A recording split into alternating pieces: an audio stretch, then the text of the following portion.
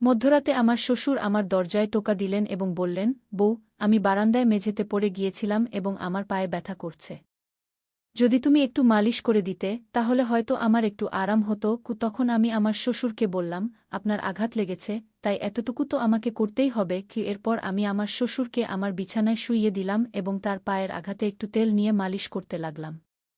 এরপর যা ঘটেছিল তা কেউ কল্পনাও করতে পারবে না, কারণ এরপর আমার জীবন সম্পূর্ণভাবে বদলে গিয়েছিল। বন্ধুরা, আজকের এই মোহনীয় গল্পে আপনাদের সবাইকে স্বাগতম।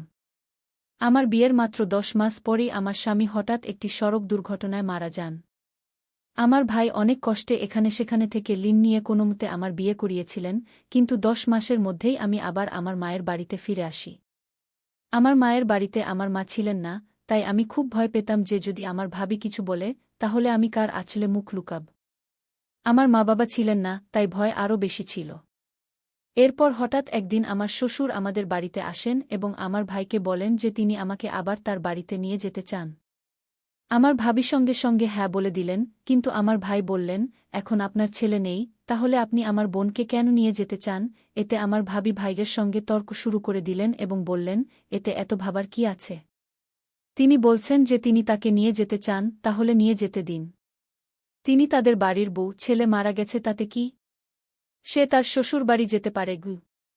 ভাবির এই ঝগড়ার পর ভাই কিছু না জিজ্ঞাসা করেই বললেন, যদি আমার বোন সেখানে খুশি থাকে তাহলে একজন ভাই হিসেবে আমি খুশি হব। আপনি তাকে নিয়ে যান। এরপর আমার শ্বশুর আমাকে বললেন, চলো, কাপড় নিয়ে আসো। আমি আমার ভাবির সব অত্যাচার সহ্য করে আমার শ্বশুরের বাড়ি যাওয়ার সিদ্ধান্ত নিলাম। সেখানে পৌঁছে আমি আমার রুমে কাপড় বদলাচ্ছিলাম, তখনই আমার শ্বশুর এসে বললেন, বউ, 1 কাপ চা বানিয়ে দাও। আমি দ্রুত রান্নাঘরে গিয়ে চা বানালাম। চা পান করার সময় তিনি বললেন, বউ, তুমি কি জানো এই বাড়িতে আমি একেবারে একা? আমার ছেলে ছিল একমাত্র সন্তান, আর তোমার স্বামীও চলে গেছেন। তাই আমি তোমাকে এখানে নিয়ে এসেছি, যাতে আমার মনে হয় আমি এখানে একা নই। গিয়ে আমি বললাম, পিতাজি, আপনি একেবারে চিন্তা করবেন না। আমি তো আপনার মেয়ের মতো, আর সবসময় আপনার সঙ্গে থাকব।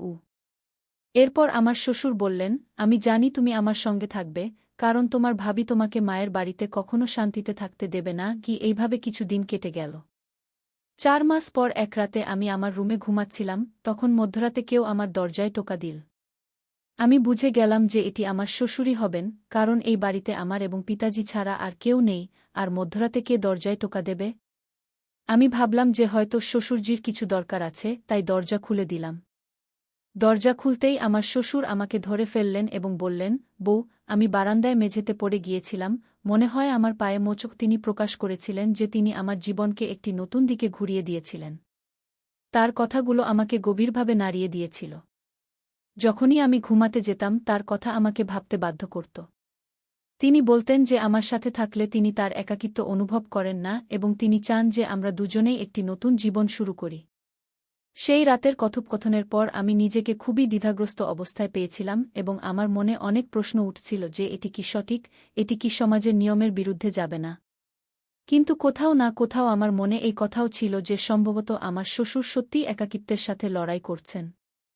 অনেক ভেবেচিন্তে আমি তার সাথে কথা বলার সিদ্ধান্ত নিলাম। এক রাতে যখন শ্বশুরজি ঘুমিয়ে পড়েছিলেন, আমি তার ঘরের দরজায় টোকা দিলাম। তিনি দরজা খুলে আমাকে দেখে কিছুটা আশ্চর্য হলেন। আমি ভিতরে গিয়ে বললাম, শ্বশুরজি, আমি আপনার সাথে কিছু গুরুত্বপূর্ণ কথা বলতে চাই। তিনি আমাকে বসতে ইঙ্গিত করলেন এবং গম্ভীরভাবে বললেন, কি হয়েছে বউ, তুমি এত রাতে কেন এসেছ?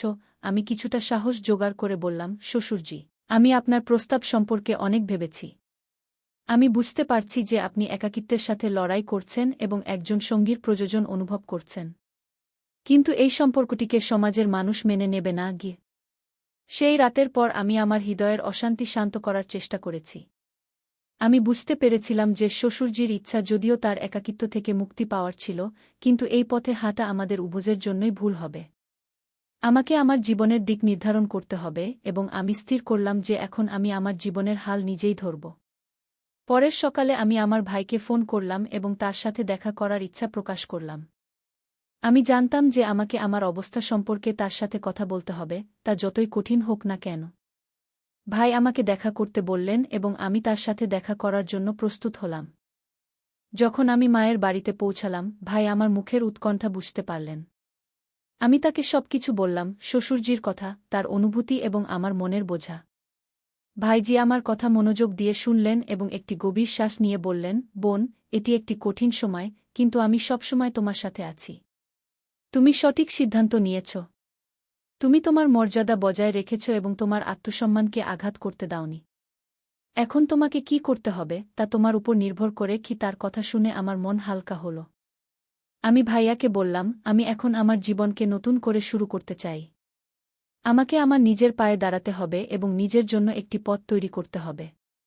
আমি পড়াশোনায় মন দেব এবং একটি নতুন শুরু করব। ভাইজি আমার কথার সমর্থন দিলেন এবং বললেন, এটি তোমার জীবন এবং তুমি যে সিদ্ধান্তই নাও, আমি তোমার সাথে আছি। আমি ভাইয়াকে বলে বিদায় নিলাম যে আমি শীঘ্রই একটি নতুন শহরে গিয়ে আমার পড়াশোনা এবং ক্যারিয়ারে মনোনিবেশ করব। এখন আমার প্রাথমিকতা ছিল যে আমি এমন একটি জীবন গড়ে তুলব যেখানে আমি নিজেকে সম্মানিত অনুভব করতে পারি। বাড়ি ফিরে আমি শ্বশুরজির সাথে কথা বললাম। আমি তাকে বললাম, পিতাজি, আমি এখন এই ঘর ছেড়ে যেতে চাই। আমাকে আমার জীবনকে পুনরায় গড়ে তুলতে হবে। আমি জানি আপনি একা, কিন্তু এখন আপনাকেও আপনার জীবনে পরিবর্তন আনতে হবে। আমাদের উভয়কেই এগিয়ে যেতে হবে। কি শ্বশুরজি আমাকে গভীর দৃষ্টিতে দেখলেন এবং ধীরে ধীরে বললেন, তুমি ঠিক বলছ বউ।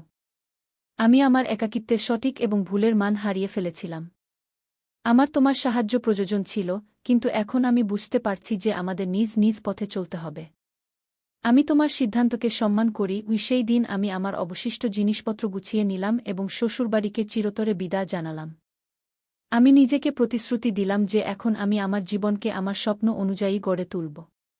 কয়েক মাসের মধ্যে আমি একটি নতুন শহরে ভর্তি হলাম যেখানে আমি আমার পড়াশোনা সম্পন্ন করলাম এবং একটি সম্মানিত চাকরি পেলাম।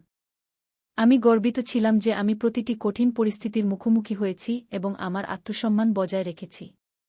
এই নতুন যাত্রায় আমি নিজেকে আগের চেয়ে অনেক বেশি শক্তিশালী এবং স্বাবলম্বী পেয়েছি।